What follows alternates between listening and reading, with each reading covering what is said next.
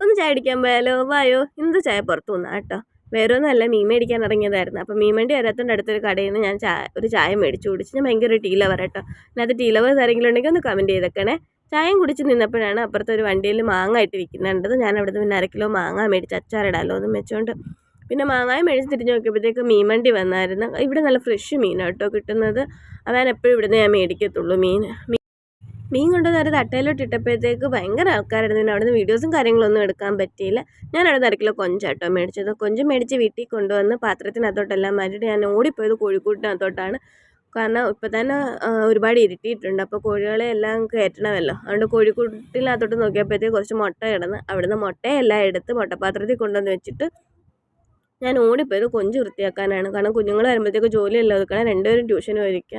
അപ്പോൾ എന്ത് വെക്കുമെന്ന് ആലോചിച്ചപ്പോഴാണ് മാങ്ങ മേടിച്ചല്ലേ, എന്നാൽ പിന്നെ കൊഞ്ചും മാങ്ങായും കൂടിയിട്ട് വെക്കാമല്ലോ എന്ന് വിചാരിച്ച് അരപ്പും എല്ലാം അരച്ച് ചട്ടിക്കകത്തോട്ട് കൊഞ്ചും മാങ്ങായും അരപ്പും എല്ലാം കൂടെ കലക്കി ഞാൻ അടപ്പിലോട്ട് വെച്ച് വെച്ച കൊഞ്ചിനകത്തുനിന്ന് കുറച്ചേ മാറ്റി വെച്ചാൽ കേട്ടോ കുഞ്ഞുങ്ങൾക്ക് വറക്കാൻ വേണ്ടിയിട്ട്. അതും എല്ലാം പുരട്ടി വെച്ചപ്പോഴത്തേക്ക് കറി തിളച്ച്. എനിക്ക് തേങ്ങാക്കറിക്ക് എപ്പോഴും കടുക് വറക്കണം കേട്ടോ. എന്നാൽ പിന്നെ കടുക് വറക്കാനുള്ള പരിപാടിയായിരുന്നു. കടുക് എല്ലാം വറുത്ത് കറിക്കകത്തോട്ട് ഒഴിച്ച് അതേ അടപ്പിൽ തന്നെ ഞാൻ കൊഞ്ച് വറക്കാനും പുരട്ടി വെച്ച് കേട്ടോ. കാരണം കുഞ്ഞുങ്ങളെ വിളിക്കാൻ ഇപ്പം തന്നെ ഒരുപാട് സമയമായി. അപ്പം ഞാൻ കൊഞ്ചെല്ലാം വറുത്ത് വെച്ചിട്ട് ഞാൻ എൻ്റെ മക്കളെ വിളിച്ചിട്ട് വരട്ടെ. അപ്പോൾ ഇന്നത്തെ വീഡിയോ ഇത്രയേ ഉള്ളൂ. ബൈ.